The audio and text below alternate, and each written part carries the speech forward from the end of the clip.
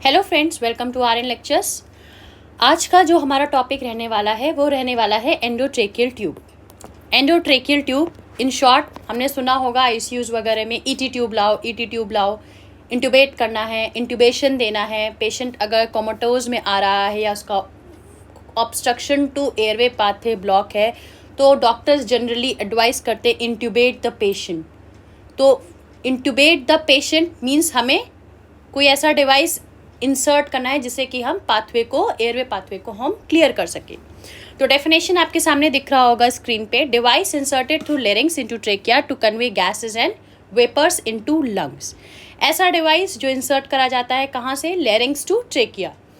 Anatomy of respiratory system आप मेरे जो चैनल है उस पर जाएंगे, उस पर अपकमिंग वीडियोस अभी एंडोक्राइनोलॉजी की चल रही हैं। नेक्स्ट सेशन हम ऐसे ही बढ़ते चलेंगे, रेस्पिरेटरी लेंगे, स्केलेटल लेंगे। तो आप please R N lecture channel से जुड़े रहें, सब्सक्राइब करें, लाइक बटन दबाए रहें ताकि हम लोग आगे इस जो हमारा ये जो एक कड़ी है इसको टूटे ना। हम आगे इस चैनल को आगे ले जाना चाहते हैं। आपके एंट्रेंस बेस्ड क्वेश्चंस को भी हम यहाँ पे क्लियर करना चाहते हैं। एक एक पॉइंट जो है जो छूट जाते हैं वो इस चैनल के थ्रू मैं नहीं छोड़ना चाहती हूँ। तो चलिए चलते हैं, वापस टॉपिक पे आते हैं। इंडिकेशंस क्या है? सीएनएस डिप्रेशंस मीन्स कॉमन सी बात है। कोमाटोज पेशेंट आया, एक्सीडेंट हो गया, पेशेंट आया, उसको चेस्ट इंजरी हो गई है, सर पे चोट आ गई है, लोअर जॉ में चोट नहीं आई है, तो हमें इंटूबेट करना है पेशेंट को। वो सांस नहीं ले पा रहा है, सीएनएस सर पे, हम लोग के सीएनएस में, सेंट्रल नर्वस सिस्टम में हमारा रेस्पिरेटरी सेंटर होता है, हाइपोथैलेमस में नहीं हो पा रहा है, वो वर्किंग कंडीशन में नहीं है, तो हमें अपनी तरफ से डिवाइस वेंटिलेटर पे लेना है। बोलते हैं हम लोग, ऑर्डर मिलते रहते हैं नर्सेस को कि intubate the patient, bring the trolley of intubation. तो इंटूबेशन ट्रॉली में हमारे क्या क्या सामान होना चाहिए? What instrument to be kept in intubation trolley? What are those ET tube? What is ET tube? Okay, main पहला फंडा है what is ET tube, sizes of ET tube, where to insert, after insert what findings we will get, and nursing point of view से हम बात करें तो trolley में क्या, इंटूबेशन ट्रॉली में क्या होता है, ईटी ट्यूब के साइज क्या होते हैं, वाइल इंटूबेटिंग हमें पेशेंट को पोजीशन कौन सी देनी है, जो हमें नर्सिंग पॉइंट ऑफ व्यू से देखना है। नॉर्सेट में जो हमारे प्रायोरिटी बेस्ड क्वेश्चंस आते हैं उसमें पूछ लिया जाता है कि patient was intubating and what are the articles were missing in the tray. You have to very clear about the interventions of nurses. Okay, तो CNS depression, neuromuscular disease like diaphragm हमारा काम ही नहीं कर रहा है, कोलैप्स हो गया है, तो हम डायफ्राग्राम कोलैप्स हो गया, जनरली है कि लंग्स का फंक्शन हैम्पर कर रहे हैं। एस्पिरेशन प्रोफाइल एक्सिस कुछ एस्पिरेट कर गया है लंग्स में। Fracture of vertebras, chest fracture, spinal cord fractures, क्योंकि नर्वस सप्लाई है उसमें हमारे सिग्नल्स जाते हैं, इंस्पिरेशन करना है, एक्सपिरेशन करना है। And client needs mechanical ventilation, जो प्रोलॉन्ग्ड समय से हमारा बेड रिटेन है। कॉन्ट्राइंडिकेशंस जिनमें हम नहीं कर सकते हैं, सबसे पहली चीज़ जिनका हेड एक्सटेंड नहीं हो सकता, क्योंकि हम इंटूबेट करने के लिए हमें एक पोजीशन देनी होती है जिसमें हमें हेड का एक्सटेंशन चाहिए मतलब पीछे की तरफ हमें खोल के रखना है।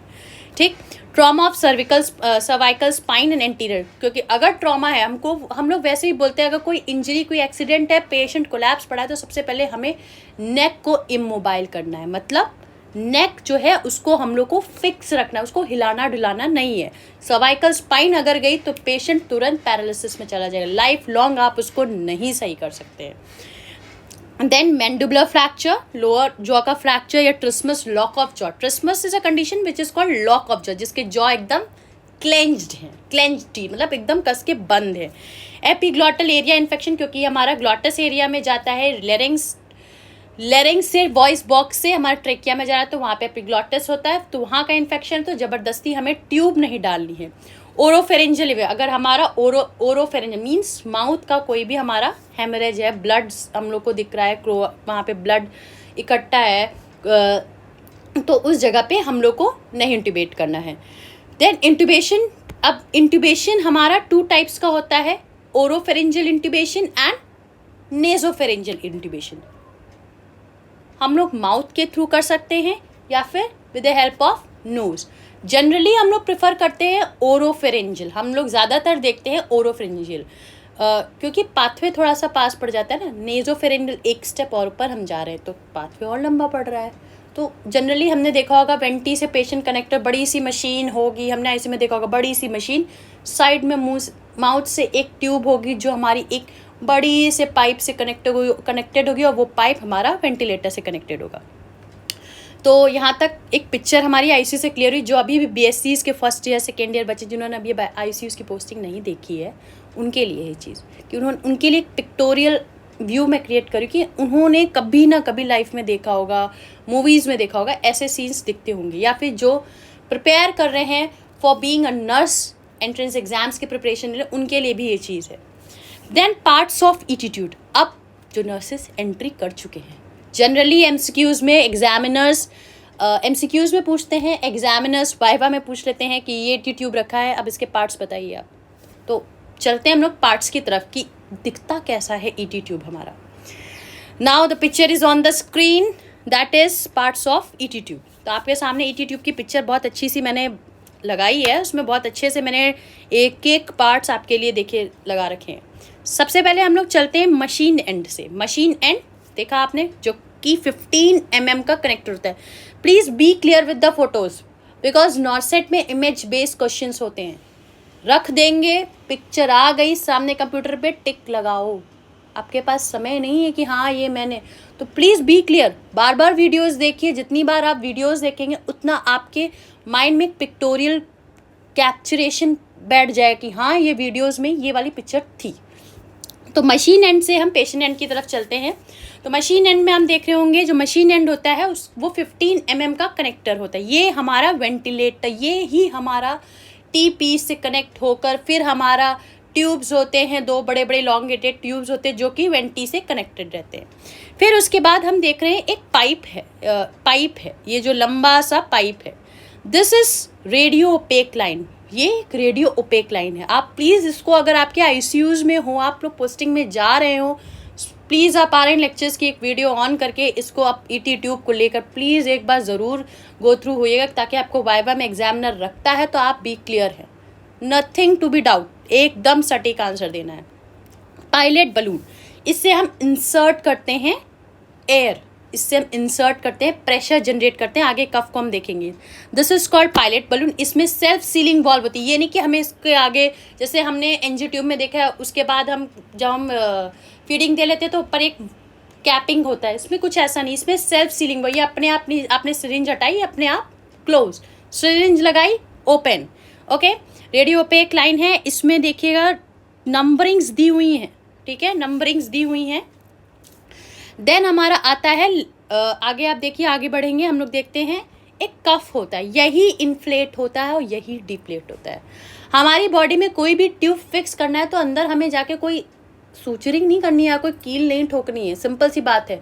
जो भी चीज़ अंदर फिक्स होगी with the help of cuff, with the help of cuff या with the help of balloon, जैसे हम लोग उसमें देखते हैं कैथेटर्स में देखते हैं, फोलिस कैथेटर, यूरिनरी कैथेटर्स में देखते हैं, उसमें बलून इन्फ्लेट करते हैं, डिफ्लेट डालना है वहाँ पे, अगर हमें इंसर्ट करके रोकना है तो हम लोग इन्फ्लेट मीन्स हमें फुलाना है, डिफ्लेट मीन्स हमें प्रेशर निकाल के या वाटर निकाल के हमें वापस ट्यूब को निकालनी, तो डिफ्लेट करते हैं।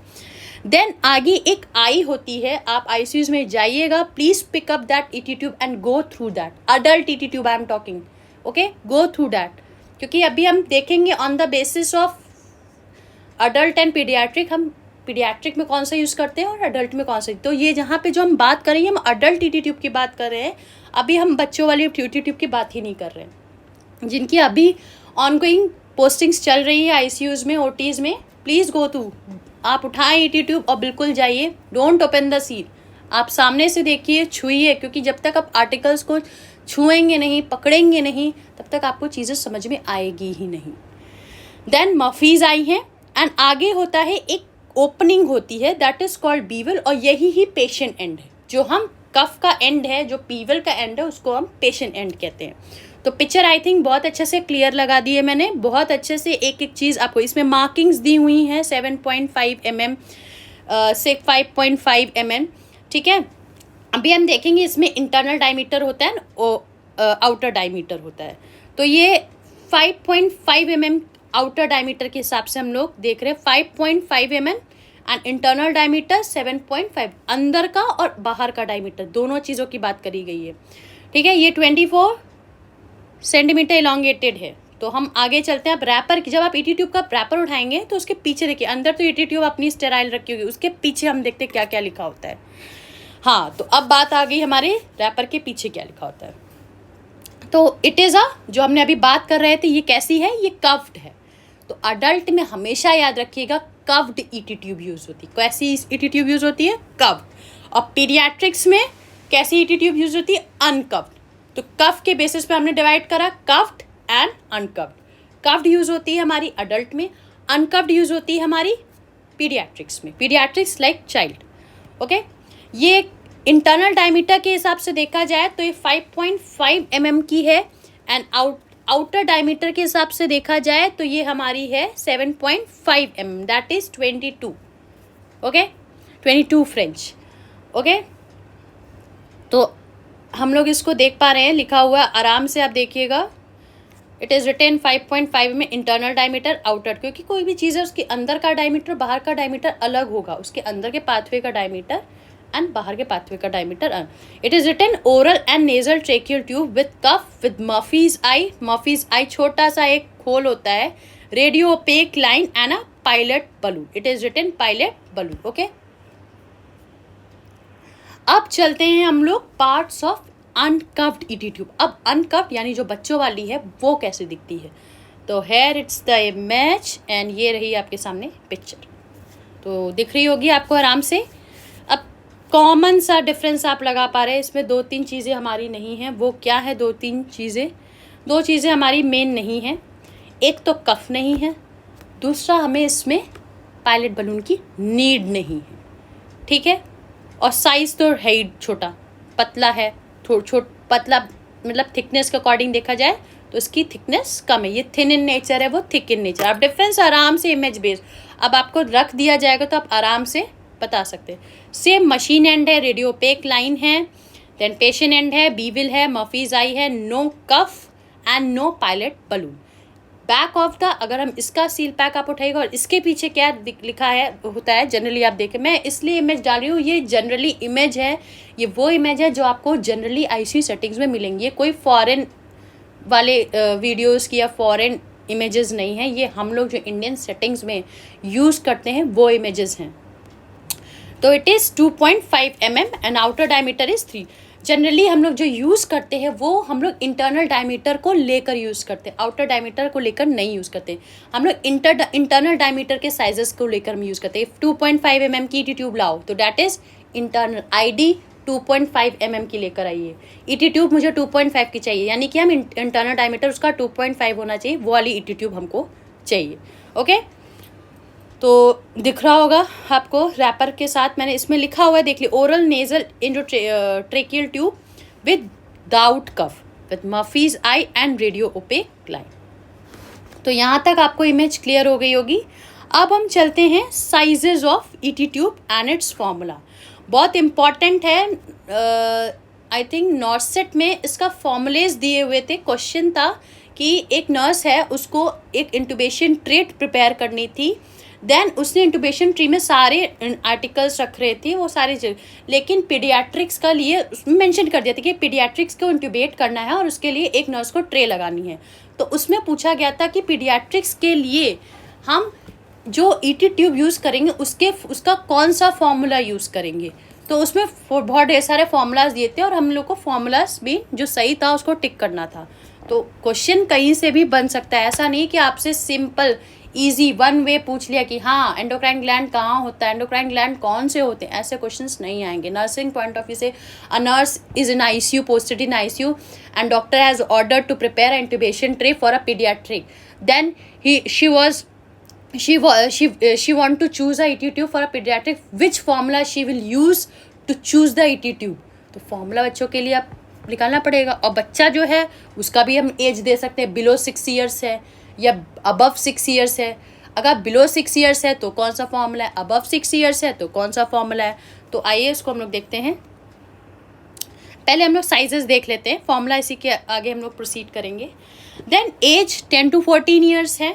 अडल्ट से हम बात कर रहे हैं, अडल्ट से हम लोग असेंड चलेंगे, हम लोग अडल्ट से लेकर न्यूबॉर्न प्री मैच्योर तक सब देखेंगे।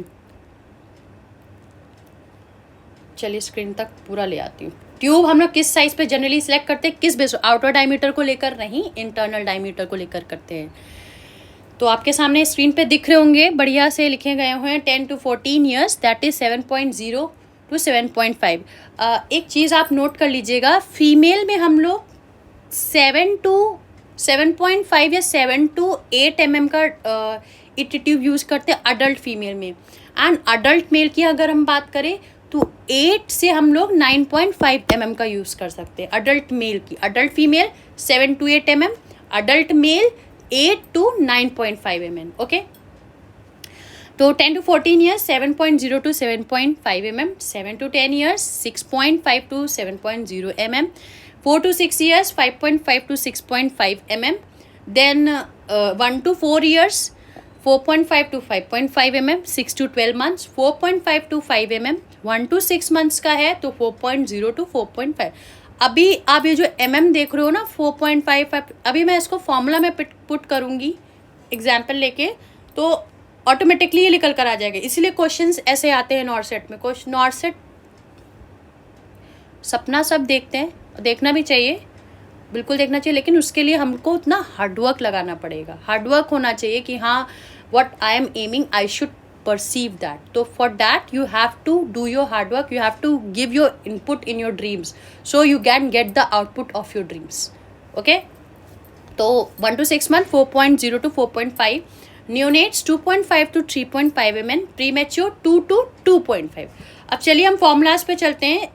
अवेलेबल है यूट्यूब पे, फ्री ऑफ कॉस्ट है, फ्री अवेलेबल है। इससे पहले कि मैं इसको कॉस्ट में लाऊं, please go through this video and just write it anywhere। अगर आप first year second year doesn't matter कि ये मेरे अभी नहीं आ रहा है, ये सेकेंड ईयर में आएगा तब मैं पढ़ूंगी, नहीं, अभी से पढ़ो। अभी से सोचो कि फर्स्ट ईयर ही मैं नॉर्सेट के एक कदम करीब जा रही हूँ। अगर फर्स्ट ईयर में प्रिपरेशन अच्छी कर रही हूँ तो मैं नॉर्सेट के एक कदम आगे जा रही हूँ। सेकेंड ईयर आऊँगी तो फिर एक और कदम आगे आएगी। तो आप फर्स्ट ईयर से अपने आप को बिलीव कर लो कि yes I am working in AIIMS, I am working in government settings। If you want a government job, if you want to crack, you should dream from first year। ये नहीं कि जब फोर्थ ईयर आएगा तब हम dream करेंगे, तब हम वीडियोस देखेंगे, तब हम लेक्चर्स लेंगे, तब हम कोचिंग्स देंगे। Don't do this. आप लेक्चर्स लीजिए, फ्री ऑफ कॉस्ट है RN लेक्चर्स की classes, but please subscribe it. Frankly speaking, subscribe it. If you want new things to be learn, then please go and through this channel and subscribe ही मत करो यार, पढ़ लो बस, ठीक है। फॉर्मूलाज में आते हैं। अब फॉर्मूलाज में भी हमारी अनकफ्ड के, क्योंकि हम बच्चों की बात करेंगे तो अनकफ्ड को लेके चलेंगे सबसे ज़्यादा। तो चलिए हम फॉर्मूलाज देखते हैं। आपकी स्क्रीन पे फॉर्मूलाज अवेलेबल हो रहे होंगे। हम अनकफ्ड के फॉर्मूलाज को पहले देखते हैं। अगर वही क्वेश्चन अगर मैं रिपीट करती हूँ, एक नर्स है, a nurse is posted in a ICU and a doctor anaesthesiologist ordered to prepare for a intubation tray for a pediatrics of 3 years, then what formula should a nursing officer used to choose ET tube for 3 years of pedia patient? Question clear हो गया? Available होंगे बहुत, हम लोग एक session इस पे रखेंगे MCQ बेस्ड, जिसमें आपको क्वेश्चंस को हम बना के क्लियर कर सके, मतलब हम एक एक कॉन्सेप्ट समझ सके। तो एज इन ईयर्स फॉर्मूला है हमारा, एज इन ईयर्स अपॉन 3 + 3.5। तो मैंने 3 ईयर्स का एग्जाम्पल दिया कि 3 साल का बच्चा है, उसके लिए इंट्यूबेशन ट्रे प्रिपेयर करनी है, तो नर्स कौन सा फॉर्मूला यूज़ करके ET ट्यूब चूज़ करेगी। तो 3 ईयर्स जो बच्चे की एज थी अपॉन 3 स्टैंडर्ड जो फॉर्मूला है प्लस 3.5, आप पूरा डिवाइड करिएंगे तो हमारा आंसर आएगा 4.5। तो यानी अगर हम देखें तो 1 to 4 ईयर्स 4.5 और इधर फॉर्मूला से भी हमारी 4.5, तो बच्चा 3 साल का था, यानी 1 से 4 साल के बीच हम 4.5 से 5.5 mm की ET ट्यूब इंटरनल डायमीटर के बेसिस पे चूज़ करते हैं। यानी वो नर्स 4.5 to 5.5 तक की ET ट्यूब, दोनों ET ट्यूब वो रख लेगी कि 4.5 भी लग सकती है और 5.5 भी लग सकती है। टाइम वेस्ट ना कि 4.5 भी हमने एक रखी है, 5.5 दोनों रख लेंगे, दोनों में से कोई एक यूज़ हो जाएगी। ओके, अगर चाइल्ड जो है या चिल्ड्रन है वो 6 साल से बड़े हैं तो age in years upon 4 plus ऐसे ही फॉर्मूलाज लिख दिए जाते हैं। और 6 ईयर्स से कम है तो कौन सा फॉर्मूला यूज़ करेंगे, तो नर्सिंग ऑफिसर वो फॉर्मूला को टिक करेंगे। तो बहुत क्लियरली आप इस वीडियोस को वॉच करिएगा। Age in years upon 4 plus 4.5 तो 6.5 mm का हो जाएगा। अगर चिल्ड्रन अबव 2 ईयर्स है, ये आई थिंक 2024 के नॉर्सेट में सेकेंड शिफ्ट में पूछा गया था, मैंने खुद दिया था तो उसमें फॉर्मूला आया था and I was little bit confuse about it. तो आज जब मैं ये आपके लिए PDF तैयार कर रही थी लेक्चर के लिए तो मुझे बड़े उससे याद है कि मैंने कहा ये तो फॉर्मूला लिखा हुआ था, तब मुझे याद नहीं था। ठीक है, तो तब मुझे नहीं आता था, तो मतलब ये मेरा MCQ हो चुका है रॉन्ग। तो हम सब अपनी गलतियों से ही सीखते हैं, गलतियाँ याद रखिए क्योंकि आगे चल के वो आपको एक सबक देती हैं। तो ये है मेरी गलती कि मैंने ये फॉर्मूला टिक गलत करा था। Age in years upon 4 plus 4 ये modified Cole formula, Cole formula करके आया था कि कौन सा वो कोल फार्मूला यूज़ करेगी, इतना मेंशन था उस क्वेश्चन में। तो आप देख रहे हैं ना कैसे क्वेश्चंस फार्मूला बेस्ड, कि आपसे डायरेक्ट नहीं पूछेगा कि ET ट्यूब का फार्मूला क्या होता है, ये इसमें टिक करो, ऐसे नहीं। एक nursing officer posted in ICU intubate करना था, उसको एक ET ट्यूब चूज़ करना था, तो वो कौन सा फार्मूला इस चाइल्ड के लिए यूज़ करके ET ट्यूब चूज़ करें, क्योंकि नर्सेस का काम है, नर्सिंग ऑफिसर्स का काम है ET इंट्यूबेशन ट्रे को प्रिपेयर करना, असिस्ट कराना। And somewhere in foreign settings a nurse also intubate patients. Okay, certified courses होते हैं जिनके लिए इंट्यूबेशंस के एनेस्थीसिया में, जिसमें वो खुद इंट्यूबेट भी करती है। And if you are well versed in this procedure you can do under supervision of your doctors only. Student period में तो मत ही करना, ठीक है। अब कफ्ड ट्यूब है तो अब स्टैंडर्ड फार्मूला है जिसे हम काइंड फार्मूला कहते हैं, that is internal diameter, age जो भी एज है 18 है, 20 है, 20 अपॉन 4 प्लस 3 तो 5 प्लस 3 8 mm, यानी अडल्ट का ET ट्यूब निकल आएगा इसमें। ओके, अब इसमें फॉर्मूलाज प्लीज़ आप नोट करिएगा, नोट्स बनाइएगा, एक सेक्शन अलग कर लीजिए फाउंडेशन ऑफ नर्सिंग में मेन प्रोसीजर्स जो हमारे पूछे जाते हैं उसके लिए।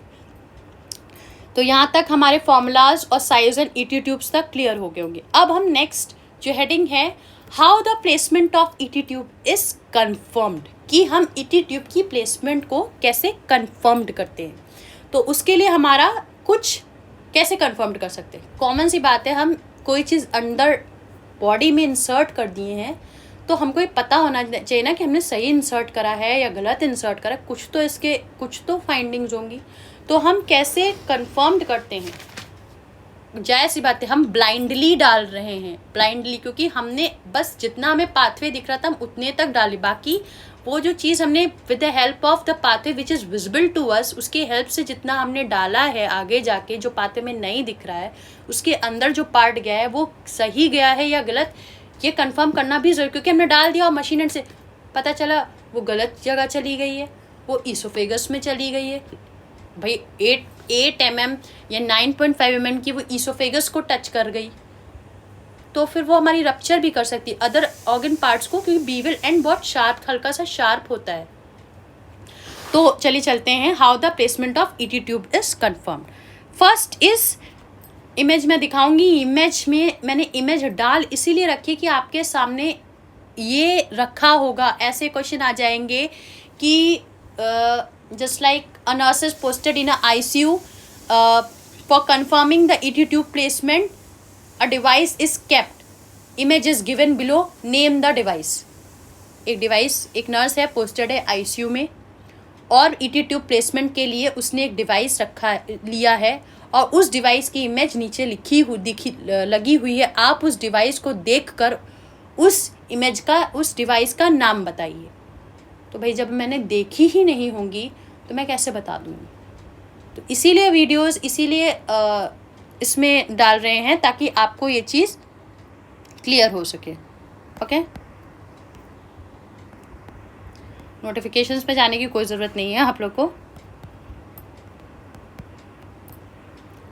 तो that is the device, has the device for you.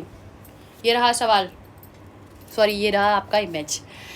And tidal CO2 detector, हमारे लंग्स में O2 होता है, CO2 होता है, हम हमेशा O2 O2 O2 O2, अब भाई इधर तो CO2 को डिटेक्ट कर रहे हैं, हमेशा CO2 को हम बायो वेस्ट की तरह बेकार मानते हैं, नहीं। इधर अगर TT ट्यूब कंफर्म करनी है तो इधर इसको हम लोग दूसरे नेम से भी, शॉर्ट नेम में कहते हैं ET, देखो लिखा ही हुआ है इधर, CO2 डिटेक्टर चेक, ठीक है। तो ये हमारा CO2 डिटेक्टर चेक होता है।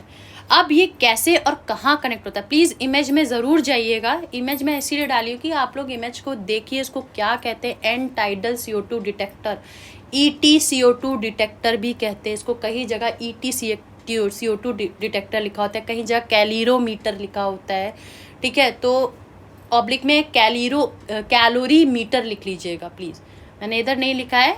आपको PDF में टेलीग्राम चैनल RN लेक्चर्स करके है, प्लीज़ आप उसको ज्वाइन करिए, इट्स अ रिक्वेस्ट, ताकि मैं ये PDFs उस चैनल पे डाल दूँगी, आप लोग उसको गो थ्रू हो जाएगा, ये पढ़ी रहेंगी, आप लोग उसको जब चाहे ओपन करके पढ़ सकते हैं, before exam, before viva, anywhere any time.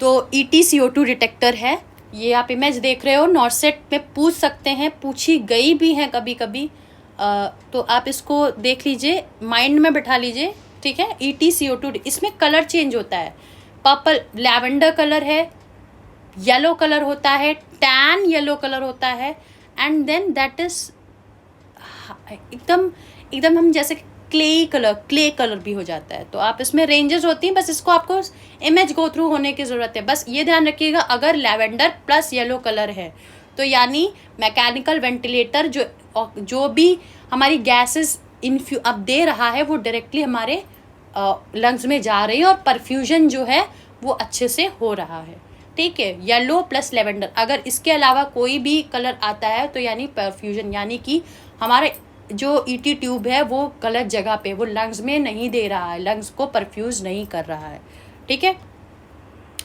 Bye confirming the presence of exhaled CO2 from the lung, अब ये कहाँ पे लगता है, बैग वॉल्व यानी अम्बू बैग में एक लगता है और एक ET ट्यूब में कनेक्ट होता है, या फिर अम्बू बैग या फिर मैकेनिकल वेंटिलेटर के जो 2 पाइप्स होते हैं उसके कनेक्टर से हम लोग लगा देते हैं। And look for a colour change, okay. इतना ही आपको, इतना भी अगर आप इमेज ध्यान रखेंगे, इमेज आता है तो भी आप याद रख लोगे, कैप्नोग्राफी जो होती है ना उसमें CO2, इसको कैप्नोग्राफी भी हम लोग एक लैंग्वेज में कहते हैं, ओके। नाउ नेक्स्ट स्टेप क्या होता है, नेक्स्ट स्टेप हम कैसे कंफर्म करें कि हाँ ET ट्यूब सही पड़ी है। नेक्स्ट है हमारे पास auscultation. What is auscultation? Auscultation means with the help of stethoscope हम पर्टिकुलर 5.5 एरियाज हैं जिसमें हम लोग हियर करेंगे साउंड्स, एयर की साउंड्स, जो हमारी एयर डाल रहे हैं उसकी साउंड्स हम लोग हियर करेंगे। And what are those 5 points, और उसका रिजल्ट क्या होता है ये भी आपको देखना है। ये as a nursing officer, generally nursing officers करते हैं, ये आपका काम है as an ICU nurse, as a HDU nurse, high defined unit में जो काम करते हैं वो खुद करते हैं। They are professionals, they have the right to do. तो 5 points of auscultation for confirming position of ET tube after intubation. Intubate करने के बाद ET ट्यूब से हम कहाँ कर देखते हैं। फर्स्ट एरिया जो है एपिगैस्ट्रम, यहाँ पे हम लोग को कुछ नहीं सुनाई देगा। अगर आपको कुछ सुनाई दे रहा है तो यानी ट्यूब जो है वो लंग्स में ना होकर, लंग्स के डायरेक्शन में ना होकर वो हमारी कहाँ पे है, ईसोफेगस में। यही मैंने बात करी थी स्टार्टिंग में कि हमें ET ट्यूब को कंफर्म करना है। कैसे कंफर्म करेंगे कि वो कहाँ पे है, लंग्स के डायरेक्शन में है या फिर वो ईसोफेगस के डायरेक्शन में जाके चली गई है, ओके। देन उसके बाद हमारा आता है जस्ट अंडर क्लेविकाइल्स बोथ साइड्स, जो क्लेविकल्स दैट इज ब्यूटी बोन्स, उसके जस्ट अंडर दैट हम लोग कंफर्म करते हैं, वहाँ पे हम लोग को ब्रेथ साउंड्स मिलती हैं, okay. Then fourth and second and third, मतलब right hand side clavicle and third is left hand side. Then fourth and fifth, यानी फोर्थ कौन सी पोजीशन होगी, एक्सिलरी लाइन, जो एक्सिला की लाइन होती है under armpits. Fourth and fifth intercostal पे देखेंगे, फिफ्थ पॉइंट भी हम लोग राइट साइड, ऐसे ही फिफ्थ पॉइंट लेफ्ट साइड पे हम लोग देखेंगे। फिर ग्रीन में एक लाइन मैंने लिखी हुई है ET tube in stomach, heart sound over the stomach more than a chest. अगर स्टमक में ईटी ट्यूब चली गई है तो हम लोग को साउंड सबसे ज़्यादा स्टमक में मिलेगी, और स्टमक भी हम लोग को डिस्टेंडेड यानी एब्डोमेन वॉल थोड़ी सी रेज्ड मिलेगी, उठी हुई मिलेगी, क्योंकि कुछ चला गया ना स्टमक को, और यही हम लोग को नहीं करना है। इसीलिए हम लोग डाल रहे हैं, कोई चीज़ इंसर्ट कर रहे हैं तो हम उसका देखेंगे भी कि वो सही जगह पे इंसर्टेड है कि नहीं है। Okay, now the third and most confirmatory method for confirming the placement, gold standard होता है, वो होता है चेस्ट एक्सरे। चेस्ट एक्सरे कभी कभी नहीं पॉसिबल है, इसलिए बाकी दो मेथड्स बता दिए गए हैं, ठीक है। तो चेस्ट एक्सरे होता है और इसमें क्या देखना है, correct placement is above the carina. Carina division होता है ना हमारा, right lobe and left lobe, सबसे इंपॉर्टेंट, उससे 1 to 2 सेंटीमीटर अबव होना, यानी 1 breath or 2 breath of fingers above हम लोग का ईटी ट्यूब है। That is the confirmatory, most confirmatory type method of ET tube placement. Okay, यहाँ तक आपको समझ में आया होगा कि हमारा ईटी ट्यूब कैसे हम लोग कंफर्म करते हैं, CO2 डिटेक्टर क्या है, तो ये चीज़ हो गई। अब नेक्स्ट पॉइंट, नेक्स्ट हेडिंग हमारी है पायलट बलून। मोस्ट इंपॉर्टेंट चीज़ है भाई, बहुत बढ़िया है, क्योंकि हमने पढ़ा था पायलट बलून होता है ना, छोटा सा एक बलून होता है। अबव इमेजेस आपको दी गई हैं, उसमें फिर से आप चाहिएगा। पायलट बलून होता है, उसके पास सेल्फ सीलिंग वॉल्व होती है, अपने आप सिरिंज हटाएंगे। ऐसे ही सेल्फ सीलिंग वॉल्व कैथेटर में भी होती है, ठीक है। कैथेटर में भी सेल्फ, उसको सील करने के लिए हमारे पास ऊपर से कोई कैप नहीं लगानी, जैसे हमारे पास IV कैनुला में कैप लगानी होती है कि ब्लड वेपर, काश उसमें भी सेल्फ सीलिंग वाला कर दे, बढ़िया, हमको कैप ही ना लगानी पड़े। प्रिजन डाली, इंजेक्शन डाल दिया, ड्रग्स चली गई, हटा लिया, अपने आप बंद। ऐसा नहीं है, अभी इन्वेंटेड नहीं हुआ है। होप सो आगे जनरेशन्स में ये भी इन्वेंशंस आपको देखने को मिलेंगे। तो इसीलिए हमको गैजेट्स, यानी हम लोग को जितने भी नर्सिंग, जितने भी मेडिकल इक्विपमेंट्स हैं उससे गो थ्रू होना है। उठा के चलाओ, आप देखते हो कोई भी इंस्ट्रूमेंट उठाइए, सील्ड पैक्ड है, अगर मना है तो आप उठा के ज़रूर पलट के रैपर को देखिए, साइज़ देखिए, कलर कोडिंग देखिए, लेंथ देखिए, ठीक है, फ्रेंच देखिए, उसका देखिए कैसे होता है, किससे दिखता कैसे है, क्योंकि डोंट बी अ, मतलब डम नहीं होना है कि गए हम पोस्टिंग में, बस आराम से डायरी ली, पेशेंट का नेम नोट करा, डायग्नोसिस नोट करी, चले आए। नहीं, पेशेंट पे इक्विपमेंट कौन सा लगा है, साइज़ क्या होता है, कलर कोडिंग क्या होती है, इंसर्ट कहाँ करते हैं, क्यों इंसर्ट करा गया, कैसे इंसर्ट करा गया, नर्सिंग केयर उससे रिलेटेड क्या है। These are the points, and इसी पॉइंट से हमारे MCQs इन्वेंट होते हैं। आता कहीं से नहीं है, कहीं से मरकरी प्लैनेट से नहीं लाते हैं, पेशेंट से ही उठाते हैं MCQs। तो आप प्लीज़ जो भी एक IV बॉटल भी लगी है तो उसमें क्या, एक कहते नहीं, पेशेंट के अटेंडेंट तो बोल देते क्या पानी चढ़ रहा है, नहीं, पानी कौन कहता है, पढ़ो तो भाई उसमें क्या क्या मिला हुआ है, ये दे सकते हो, कहीं पानी में है तो तुम दे लो, हम नहीं चढ़ाएंगे, हम पानी ऐसे ही बोतल को खाली करके हम इसमें पानी डाल देंगे, नहीं।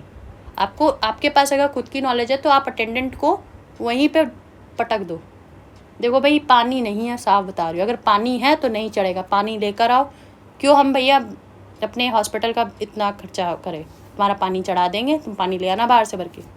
That is the problem. अगर आपके पास नॉलेज है, you can answers all those questions, क्योंकि कभी कभी किसी पेशेंट्स के अटेंडेंट्स इतने हैवी हो जाते हैं नर्सिंग ऑफिसर्स के ऊपर कि वो कहते हैं तो सिर्फ सुबह से डिहाइड्रेशन, पेशेंट को सुबह से बस बोतलें ही चल रही, कोई इंजेक्शन लग ही नहीं रहा। अरे बॉटल में देखो RL है, रिंगल लैक्टेट है, उसमें क्या फॉर्मूलाज है, कितने अमाउंट में होते हैं, बॉडी में कितने चाहिए होते हैं, उतने ही वो उसमें होते हैं, आप नॉर्मल पानी में नहीं दे सकते वो चीज़। ओके, तो पायलट बलून पे चलते हैं हम लोग।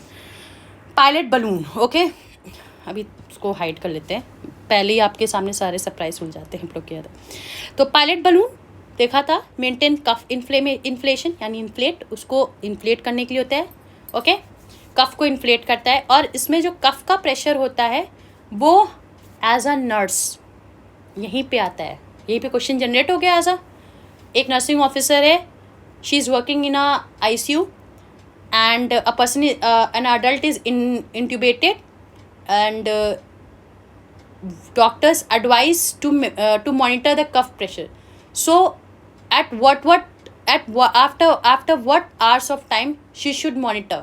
9 AM पे करा था, अब कब उसको मॉनिटर करना है, तो 8 घंटे बाद करना है, तो कब करेगा, 9 AM के अकॉर्डिंग आप लगा लेंगे। 9 के बाद जितने 8 घंटे आए काउंट करेंगे, जितने बजे आएगा या तो उसके ओवर में आएगा या तो वो कैरी फॉरवर्ड करेगी जो भी आने वाली नर्सिंग ऑफिसर होगी। अब मैंने 9 AM पे इंट्यूबेट हुआ था, उस टाइम प्रेशर चेक करा गया था, 20 mm ऑफ Hg था। अब तुम्हारे टाइम पे ये आ रहा है तो तुम इसको 5 PM यानी 2 PM की बाद वाली नर्सिंग ऑफिसर कहना तुम इतने बजे इसको मेजर कर। 20 mm ऑफ Hg से ज़्यादा नहीं होना चाहिए क्योंकि कफ इन्फ्लेटेड है प्रेशर से, ठीक है, तो वो फट सकता है, रप्चर हो जाएगा, तो वहाँ पे ट्रॉमा क्रिएट हो जाएगा। तो ना उससे कम, अगर कम हुआ, लेस प्रेशर हुआ तो ईटी ट्यूब डिसलॉज हो जाएगी, अगर ज़्यादा हुआ तो रप्चर हो जाएगी। सिंपल सा फंडा है, कोई भी इतना हार्ड एंड फास्ट रूल नहीं लगाना है। तो एनोरॉइड मैनोमीटर होता है, इसकी इमेज बेस्ड क्वेश्चंस भी हम डिस्कस करेंगे। सेम एज दैट वॉच वाला जो हमने बीपी इंस्ट्रूमेंट देखा है, एक तो हमारा मरकरी बेस्ड होता है, एक डिजिटल होता है, एक वॉच वाला होता है, इसमें वॉच लगी होती है। ऐसी सिर्फ वॉच होती है, उसके नीचे कफ होता है, जैसे हमारा बीपी कफ होता है, बीपी बल्ब होता है, वैसे इसके नीचे बल्ब लगा होता है, उसके बगल में सॉकेट होता है, उसमें ही हम लोग पायलट बलून कनेक्ट करते हैं और उससे हम लोग प्रेशर सेट कर लेते हैं। अगर ज़्यादा है तो कम करते हैं, चेक करते हैं, सेट नहीं करते, चेक करते हैं कि ज़्यादा है कि कम। अगर ज़्यादा है तो फिर हम लोग डिफ्लेट करते हैं, कम है तो हम लोग इन्फ्लेट करते हैं। तो कितना एक्सीड नहीं करना चाहिए, 20 mm ऑफ Hg से, ठीक है, याद रखिएगा इसको, एक माइंड में बैठा लीजिए कि 20 mm ऑफ Hg से एक्सीड नहीं करना चाहिए और एवरी 8 आवर्स के बाद हमें चेक करना चाहिए। अब भाई बात आती है नर्सिंग मैनेजमेंट या नर्सिंग रिस्पॉन्सिबिलिटी की, वो है इंट्यूबेशन ट्रे। अब इंट्यूबेशन ट्रे में हमारे क्या क्या आर्टिकल्स होंगे, तो चलिए देखते हैं। भाई बहुत ज़्यादा आर्टिकल्स हैं, and don't worry, in articles की ऐसा नहीं है कि इसमें सिर्फ मैंने लिख रखा है, नहीं, इमेजेस भी हैं। इतने आर्टिकल्स, कभी कहीं कहीं और भी आर्टिकल्स इंक्लूडेड मिलेंगे, बट मेजर इंपॉर्टेंट आर्टिकल्स है ईटी ट्यूब के लिए। ET tube of required size, okay, laryngoscope, okay, Magill's forcep, then ये क्यों ज़रूरी होता है, ये गाइडिंग ईटी ट्यूब। अभी हम एक वो भी देखेंगे। इधर एक क्वेश्चन भी हम एक देखेंगे, बहुत इंपॉर्टेंट क्वेश्चन है, पूछा जा चुका है कि पेशेंट जब ईटी ट्यूब या फिर ट्रेकियोस्टमी ट्यूब पे है तो एक पेशेंट के पास, क्लाइंट के पास सबसे इम्पॉर्टेंट आर्टिकल जो होता है वो कौन सा होना चाहिए, ठीक है। तो ये सबसे लास्ट में मैं लिख के डिस्कस कर लूँगी, इसमें मैंने लिखा भी हुआ है, देखिए इसी में वो आइटम है। Then ET tube of required size, laryngoscope with plate of required size, आगे सब हम एक आर्टिकल देखने वाले। Magill's forcep guiding ET tube, stethoscope auscultate के लिए, सिरिंज 10 ml मेनली, क्योंकि 10 ml इन्फ्लेट करने के लिए यूज होती है। Pair of sterile gloves because it is a sterile procedure. Stellate भी हम देखेंगे, पिक्चर देखेंगे। स्टिलेट प्रोवाइड रिजिडिटी, क्योंकि हमारा आप जब पकड़ोगे ना ईटी ट्यूब, तभी मैं कह रही हूँ जब तक आप पार्टिकल पकड़ोगे नहीं तब तक आपको पता ही नहीं ये सॉलिड इन नेचर है या फिर थोड़ा सा फ्लेक्सिबल इन नेचर है, क्योंकि ये थोड़ी फ्लेक्सिबल होती है। तो जैसे हमारा पाइप होता है ना पीवीसी पाइप, वैसी ही होती है ये हमारी। प्रोवाइड रिजिडिटी, एक सॉलिड रिजिडिटी दे देता है ईटी ट्यूब कि हम आराम से, अगर रिजिड होगा तो हम आराम से एकदम से डाल लेते हैं ना, जैसे आईवी कैनुला है अंदर स्टिलेट प्रेजेंट होती है, वैसे ही उसको ही स्टिलेट है। आईवी कैनुला के अंदर एक हम स्टिलेट देखते हैं, वैसे ही इसके अंदर भी, इसके लिए भी एक स्टिलेट होती है। बोजी होता है, बूजी हम लोग कहते हैं, बूजी कहीं बोजी बोलते हैं कुछ लोग, तो जनरली मैंने जो सुना इसी में वो बूजी बोलते हैं। बूजी इंट्रोड्यूसर होता है।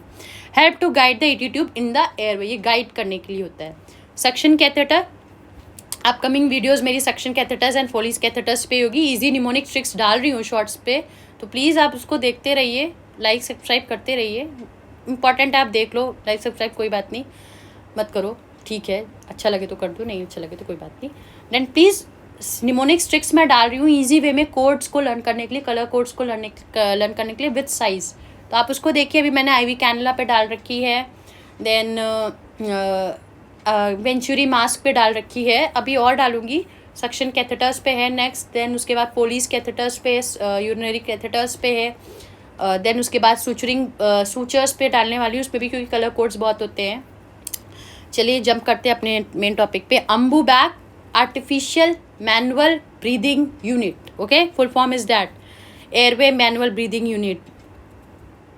आर्टिफिशियल मैनुअल ब्रीदिंग यूनिट, बड़ा कन्फ्यूजन है, तो इसको आप confusion go on Google and please clear the full form of Ambu. Okay. Then end tidal CO2 detector या कैप्नोग्राफी इसको कहते हैं. हम लोगों ने आगे ही देखा था इसको, लेवेंडर कलर या येलो कलर या टैन येलो कलर या फिर क्लेई कलर हम लोग उसमें देखते हैं हम लोग. Adhesive tape just to fix the ET tube. Lubricant jelly, क्योंकि लुब्रिकेट करेंगे तो ईजिली चला जाएगा. देन ओरोफेरेंजियल एयरवे या नेजोफेरेंजियल एयरवे. इंट्यूबेशन, अगर इंट्यूबेट डिले हो रहा है तो हमारी टंग फॉल ना करे तो OPA यूज़ करते हैं या फिर NPA यूज़ करते हैं. कि इंट्यूबेशन में टाइम है तो हम लोग तब तक के लिए क्या, तब तक के लिए क्या, ये वर्ड है ना क्या, तो उस क्या के लिए ये इंस्ट्रूमेंट है OPA and NPA.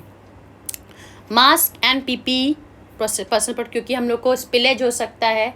Okay, blood spillage हो सकता है. मेडास एनेस्थेटिक के लिए, क्योंकि अगर अनकॉन्शियस या सेमी कॉन्शियस, सॉरी अनकॉन्शियस नहीं, सेमी कॉन्शियस है तो पेशेंट को फील ऑफ पेन को कम करने के लिए. देन सक्सनाइल कोलिन, अगर कॉन्ट्रैक्ट है नेक की मसल्स तो हम लोग रिलैक्सेंट यूज़ करते हैं सक्सनाइल कोलिन. तो ये इतने आर्टिकल्स होने चाहिए, इतने आर्टिकल्स तो मेन आर्टिकल्स है. इसके बाद अगर कुछ एड ऑन होते हैं या ऑप्शनल इंस्ट्रूमेंट है जो एडवाइस होते हैं तो वो आप ऑन द स्पॉट आपके जो हेल्पर है उसको बोल के आप एड ऑन करा सकते हो. तो चलिए हम लोग अब इमेज पे चलते हैं. ऑप्शनल इक्विपमेंट्स भी देख सकते हैं. वीडियो लेरेंजोस्कोप आजकल बहुत ज़्यादा कॉमनेस्ट हो गया है. क्रिकॉइड थायरोटोमी किट, अगर इंट्यूबेशन नहीं हो रहा है तो ये हमारा सबसे कहते हैं ना सबसे इमरजेंसी, जब एकदम तुरंत हम लोग क्रिकॉइड थायराइड कार्टिलेज को तुरंत टीयर करते हैं, तुरंत ओपन करते हैं, तुरंत वहाँ पे ट्रिकोस्टमी ट्यूब डाल देते, तुरंत वहाँ पे हम लोग डाल देते, तुरंत LMA मास्क डाल देते, लेरेंजियल मास्क डाल देते. तो ये हमारा बहुत इंपॉर्टेंट चीज़ होती है. फाइब्रो ऑप्टिक ब्रोंकोस्कोप देखने के लिए कि हम लोग का जो ब्रोंको मतलब जो हमारा एटी ट्यूब गया है वो लंग्स की तरफ है, कहीं और डाइवर्टेड तो नहीं है. Then suction machine, ET tube डालने के बाद जो भी सक्शन अगर है अंदर ब्लड जो है हेमरेज जो है अंदर, तो हम लोग उससे एस्पिरेट कर सके. वॉल माउंटेड सक्शन भी हम लोग, सक्शनिंग के ऊपर भी क्लास आएगी. नर्सिंग के जितने प्रोसीजर्स है उसके ऊपर आपको क्लासेस मिलेंगी. तो go through this R N lectures, only one word to say. अब चलिए हम लोग चलते हैं मैगलीज फॉर्सेप देखते हैं. इधर मैंने मैगल्स फॉर्सेप लिखा है, it is called Magill's forceps. This is a Magill's forcep looks like. ये गाइड करने के लिए होती है. And this is the stylet, ये भी इसके साइजेस होते हैं 6 French, 10 French, 14 French. Okay. And this is bougie. क्या है बूजी? ये हम लोग को क्या करता है, पाथवे आराम से बनाता है इंट्यूबेट करने. OPA, इसके ऊपर इन शॉर्ट्स वीडियोस में डालने वाली, क्योंकि इसके कलर कोडिंग एंड साइजेस अलग होते हैं. तो विद इन 2-3 डेज इसके ऊपर इन शॉर्ट वीडियो आपको मिल जाएंगी. आराम से निमोनिक ट्रिक्स मिलेगी लर्न करने के लिए. Oropharyngeal airway. Okay. Then nasopharyngeal airway. Nasopharyngeal airway. अच्छा, ओरोफेरेंजियल एयरवे हम सेलेक्ट कैसे करते हैं? इसका एक मेथड होता है. हम जो माउथ है, लिप्स है, लिप्स की जो एंडिंग होती है वहाँ पे, और जो हमारा ईयर लोब होता है उसको हम लोग मेजर कर लेते हैं कि ये वाला हाँ ठीक है, कि दूसरा वाला ठीक है. तो ये हम लोग ऐसे ही नेजोफेरेंजियल को nose of tip of nose से हम लोग ईयर लोब तक मेजर करते हैं. जैसे हम लोग आर्टी ट्यूब मेजर करते हैं ना हम लोग, वैसे हम लोग इन ट्यूब्स को, इन आर्टिकल्स को भी मेजर करके तब सिलेक्ट करते हैं. और ये रही हमारी वीडियो लेरिंजोस्कोप. हमें दिख रहा है अंदर का कि ये हमारा एपिग्लॉटिस है, ग्लॉटिस है, क्या है, दिख रहा है ना आराम से कि हम सही जा रहे हैं. ये हमारा fibro optic bronchoscope. What is fibro optic bronchoscope? तो इमेजेस आपको क्लियर हो गई होंगी.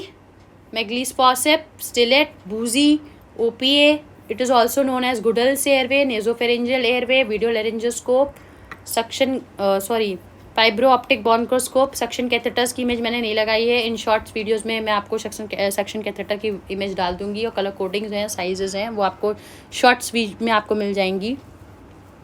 अब आता है next question, position of patient during ET tube placement. अब ET ट्यूब जब हम डाल रहे हैं तो डॉक्टर बोल देता है कि इंट्यूबेट होना है पेशेंट, जल्दी से रेडी करो पेशेंट को। रेडी करो मतलब कि आपको पेशेंट को पोजीशन सबसे पहले देनी है। तो पोजीशन क्या होती है, चलिए वो देखते हैं हम लोग। सॉरी, पोजीशन हमारी लिखी हुई स्निफिंग पोजीशन। हेडरेस्ट लगाते हैं, एक्सटेंड करते हैं हम लोग, देन उसके बाद लेरिंजोस्कोप की हेल्प से हम लोग डालते हैं, लेरिंजोस्कोप से विजुलाइज करते हैं एपिग्लॉटिस, और उसके बाद हम लोग ईटी ट्यूब, पहले एपिग्लॉटिस हम लोग लेरिंजोस्कोप से खोल के देख लेते हैं, फिर उसके बाद एपिग्लॉटिस दिख रहा है तो हम लोग ईटी ट्यूब मांगते हैं, फिर उसके बाद ईटी ट्यूब प्लेस करता है हमारा डॉक्टर। अगर आप बहुत अच्छे हो गए हैं ईटी ट्यूब प्लेसमेंट में, तो you can also do under the supervision of your doctor. I am repeating, under the supervision of your doctor, not by yourself. Nobody standing और जल्दी से हम डालें, नहीं। एक्सपर्ट चाहे जितने हो, please don't forget the code of nursing, code of ethics as well as your rights, क्योंकि हम बच इसी से सकते हैं और किसी चीज़ से नहीं सकते। अगर मुझे अपनी रिस्पॉन्सिबिलिटीज़ मालूम है कि ये मेरा ही काम है, मैं ही करूँगी, इसमें डॉक्टर आप एक्सपर्ट हो गया, अच्छी बात है, लेकिन आप सुपरविजन, अंडर सुपरविजन, कुछ प्रोसीजर्स हमारे लिए नहीं बने, उसके लिए अंडर सुपरविजन ही हमको रहना है। तो हम देख रहे हैं स्निफिंग पोजीशन कहते हैं। और बच्चों के लिए, बच्चों में हम लोग हेड रेस्ट और शोल्डर रोल भी लगा देते हैं विजुलाइज करने के लिए, ओके। देन ओबीज पेशेंट में हम क्या देते हैं, रैम्प पोजीशन। एक रैम्प बन रही है, ऐसे चढ़ के रैम्प, तो ये एक ऐसे रैम्प बन रही है हमारी, तो that is a position for obese patient. अब आइए हमने देखते हैं आगे लेरिंजोस्कोप कैसा दिखता है। एग्जामिनर, हाँ, जब मैं अपने सेकेंड ईयर थर्ड ईयर बीएससीज में थी, तो हम लोग को आर्टिकल्स रख दिए जाते थे टेबल पर। पहले तो आर्टिकल पूछते थे, पार्ट्स पूछते थे, और फिर पूछते थे लगा के दिखाओ ब्लेड को लेरिंजोस्कोप के हैंडल पे।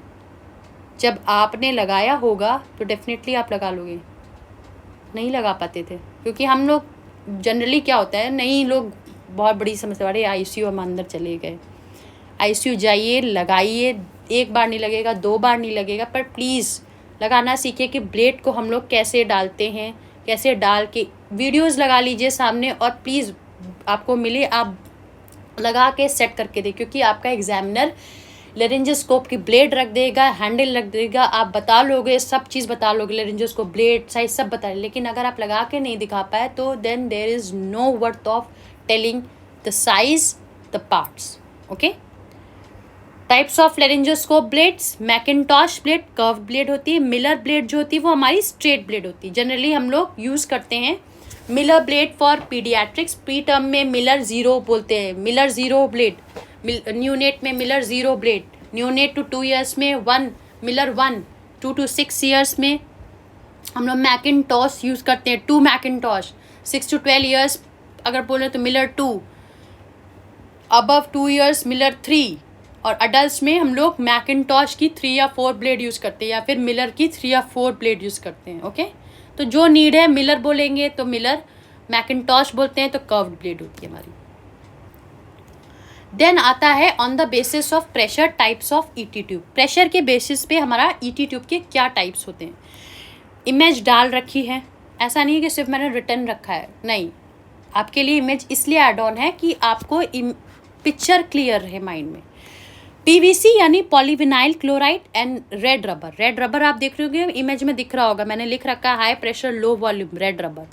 तो लो प्रेशर हाई वॉल्यूम, और जनरली जो यूज़ होती है वो हमारी यूज़ होती है पीवीसी। आज की जो हम लोग यूजेस देख रहे हैं, हम लोग की वाइट कलर की रेडियो पेक लाइन वाली जो यूज़ होती है, ये प्रेशर कम रखता है और ज़्यादा अमाउंट ऑफ एयर देता है। रेड रबर जो होता है वो हाई प्रेशर यूज, और ये जो रेड रबर होती है ये टेम्परेरी यूज होती है। अगर हमें टेम्परेरी, हाई प्रेशर होती है, एरिया को अगर हमें एक्सपैंड करना होगा तो हम लोग हाई प्रेशर वाला देंगे, और low volume come amount of air. अगर मान लीजिए सिर्फ हम लोग को एरिया को एक्सपैंड करना है तो हम लोग यही वाली यूज़ करते हैं। इमेज क्लियर होगी ओके। अब पॉइंट आता है कि जो ईटी ट्यूब है वो हम लोग कितने दिन बाद या कितने दिन तक हम लोग चेंज करते हैं। ET tube, please note down, ET tube change in 7 दिन के अंदर हर 7th डे हमें चेंज करनी, इन 7 डे, 7 दिन के अंदर हमें चेंज ही करनी है। ओके, यहाँ पे थोड़ा सा ध्यान रखिएगा, 7 डेज पे चेंज करनी ही करनी है। तो आज पार्ट 1 ऑफ ईटी ट्यूब हम इतना ही देखते हैं, आगे एक्सपैंड करूँगी वीडियोस तो शायद मे भी बोरिंग हो जाए। मिलते हैं नेक्स्ट पार्ट 2 में, नर्सिंग पॉइंट ऑफ व्यू को ईटी ट्यूब से रिलेट करते हो कि नर्सिंग का क्या रोल है हमारी ईटी ट्यूब में। एज अ नर्स अगर इंट्यूबेटेड है पेशेंट तो हमारा क्या मैनेजमेंट है, जब ईटी ट्यूब निकाल देंगे, एक्सट्यूबेट करेंगे। इंट्यूबेशन मीन्स हम डाल रहे हैं, एक्सट्यूबेशन मीन्स हम ईटी ट्यूब से जब पेशेंट को हटा रहे हैं, नॉर्मल रूम एयर पे ला रहे हैं, तो नर्सिंग ऑफिसर का क्या रोल होता है। तो thank you friends, hope you like this video and do not forget to subscribe the channel RN Lectures, and if you like it press the like button, and we will meet in next video, nursing management during extubation. Okay, thank you friends.